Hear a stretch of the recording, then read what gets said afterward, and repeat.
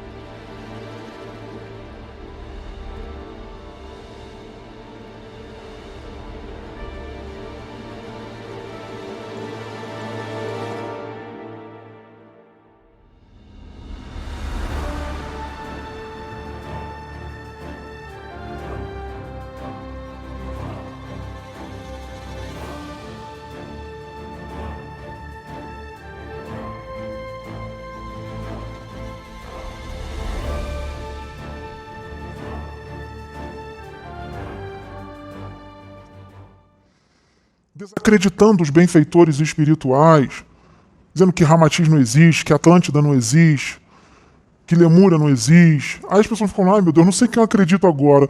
O médium tal tá falando que a Atlântida existe, que teve isso, isso, isso. Só esse cara aqui tá falando, ele tá usando bons argumentos, ele tem conhecimento, ele tá falando que a Atlântida não existe e agora confundiu minha cabeça. Ó o karma, ó o karma.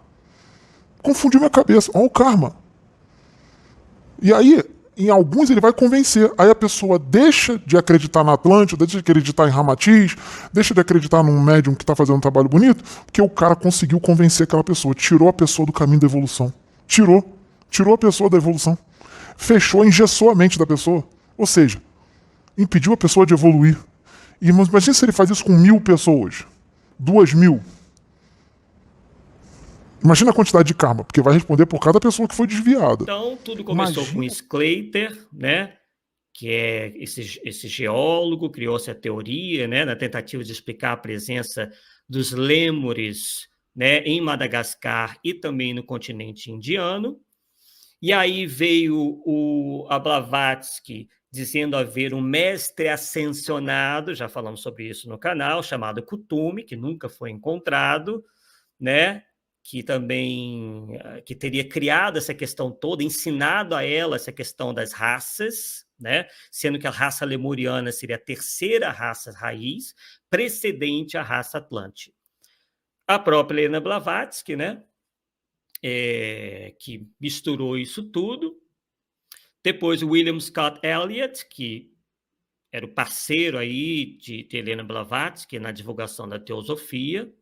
Ele que era um teosofista indiano, ele lança o livro A História de Atlântida e da Lemúria Perdida. Tá?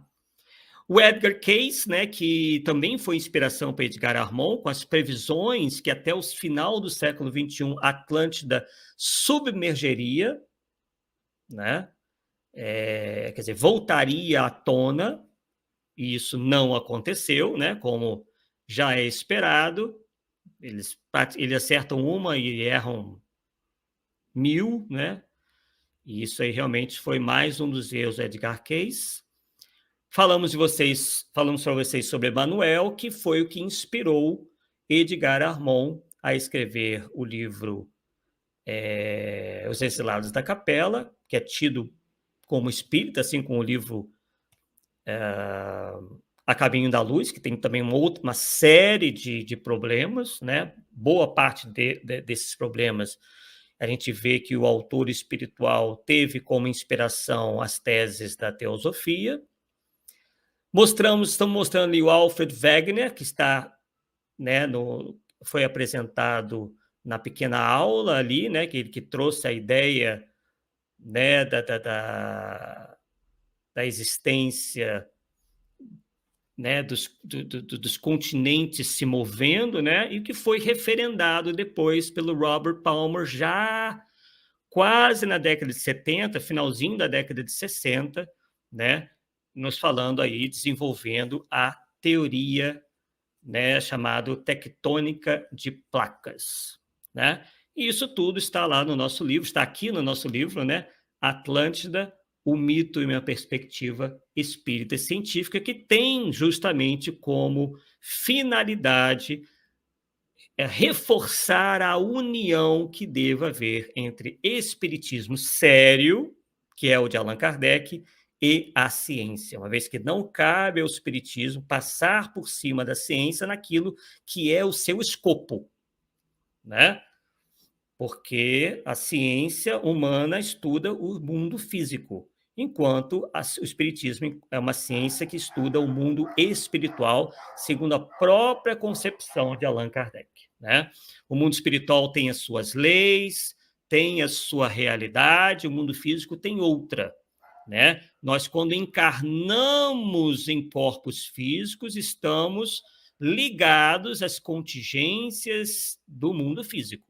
A gente não pode confundir uma coisa com outra, tá? E achar que as leis do mundo espiritual vão ser leis do mundo físico. Não, são mundos diferentes, né? Com constituição completamente diferente. Aqui nós vivemos uma matéria muito mais densa, as leis da física, as leis da química, coisas que não tem no mundo espiritual, tá?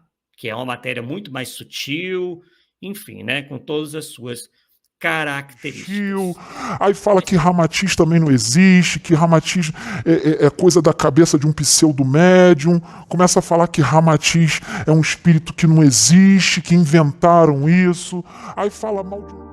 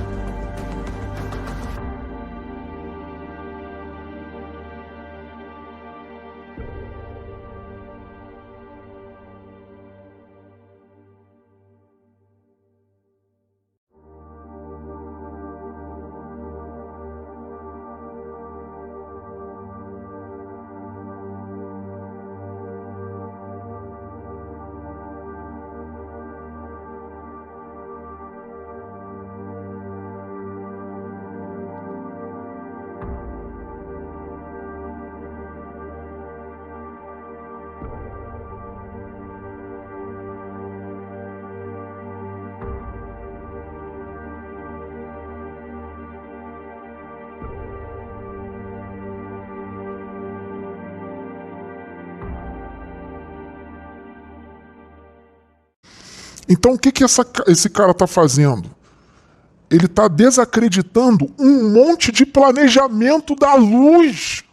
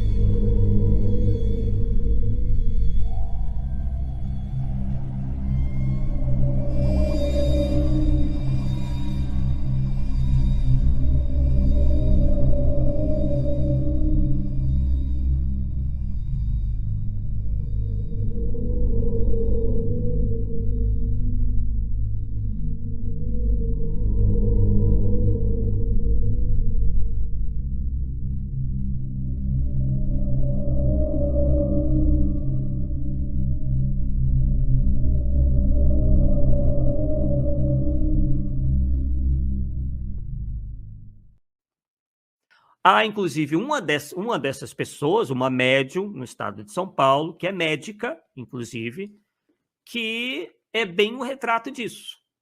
Ela, inclusive, essa médica médium, chegou a ser advertida, percebam bem, pelo Conselho de Medicina, Conselho Estadual de Medicina, no caso do estado de São Paulo, porque ela prometia uma vacina espiritual contra a AIDS e o câncer.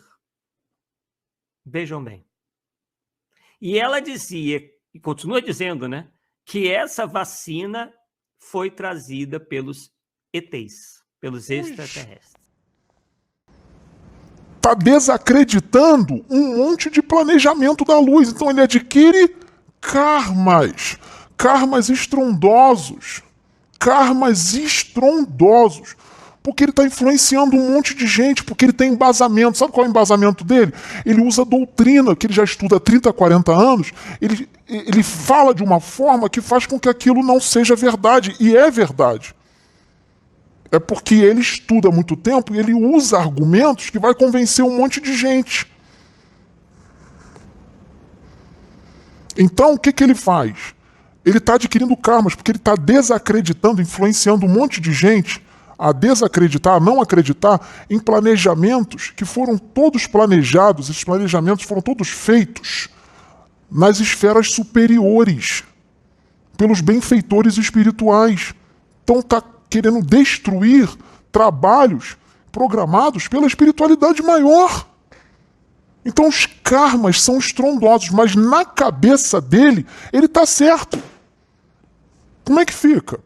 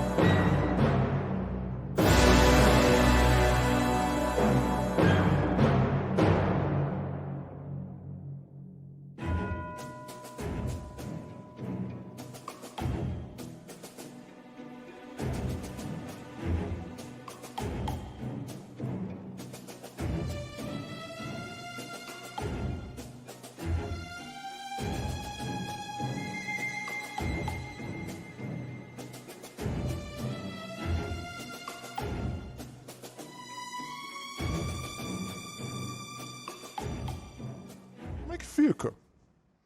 Na cabeça dele, ele está certo. Mas não está.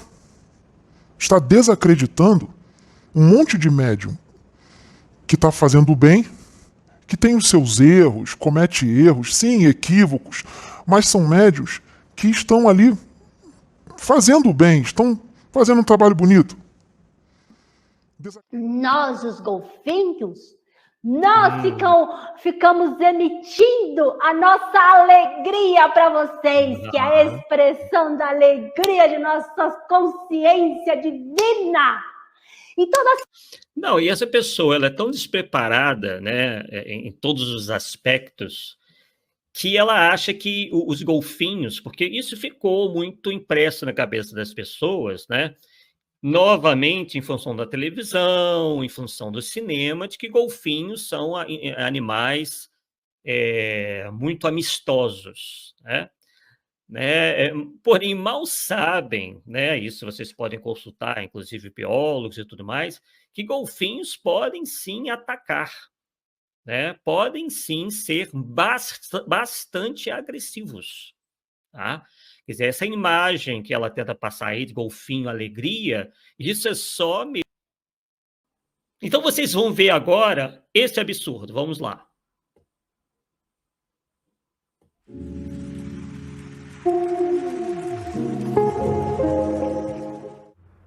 Eis de mim para vós a minha mensagem.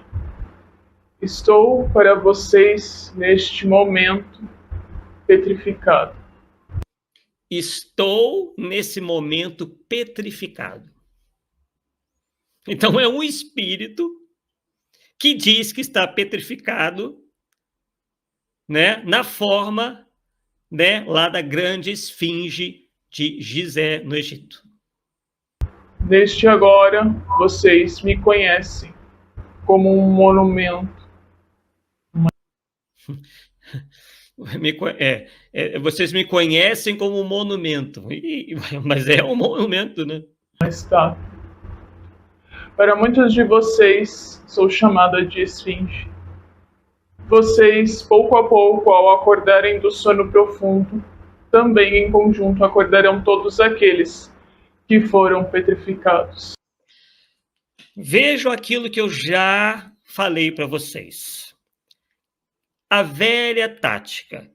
Quem não acredita no que eles dizem está dormindo, não é o desperto. Eles é que são os despertos, eles que detêm a verdade. E se você for contra aquilo, até contra aquilo que os seus olhos estão constatando, você, na verdade, está por fora, você é um alienado, você está dormindo, você não acordou ainda para a realidade.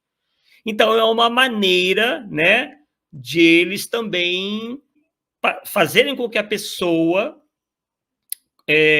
abrace esse discurso para não ficar para trás. Poxa, se eu não aceitar isso, eu não sou desperto, né? Eu estou dormindo, eu não acordei para a realidade. E é como aí um vai vendo o outro aceitando e não quer ficar de fora, acha que aquilo ali é o suprassumo da verdade.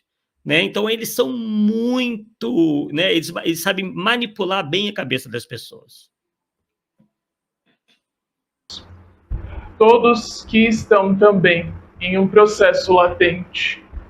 Mas eis que existe sim uma frequência dentro. Adoram utilizar palavras, né, da ciência, frequência, sintonia, né, para dar um ar cientificista ao discurso paupérrimo deles. De todos nós. Por fora estamos aparentemente parecendo uma coisa, porém lá dentro nós temos uma essência. Quer dizer, dentro do monumento tem um espírito, né? Por dentro nós temos uma essência pensante. É isso que ela está dizendo aí, daqui a pouco a gente vai ver, né? Embora seja uma coisa tão básica, mas a gente vai dar oportunidade àqueles que ainda estão entrando nessa história de verem que não é absolutamente nada disso que acontece. E a coisa mais natural para um espírita lúcido é fazer a análise de tudo que é escrito por via mediúnica. É porque o Arthur quer, não, inclusive não sou o único a fazer isso. Porque o nosso objetivo não é idolatrar médium. Nosso objetivo aqui é chegarmos à verdade. É comparar, ó, palavras de Kardec, comparai, analisai, aprofundai, só assim se consegue chegar à verdade.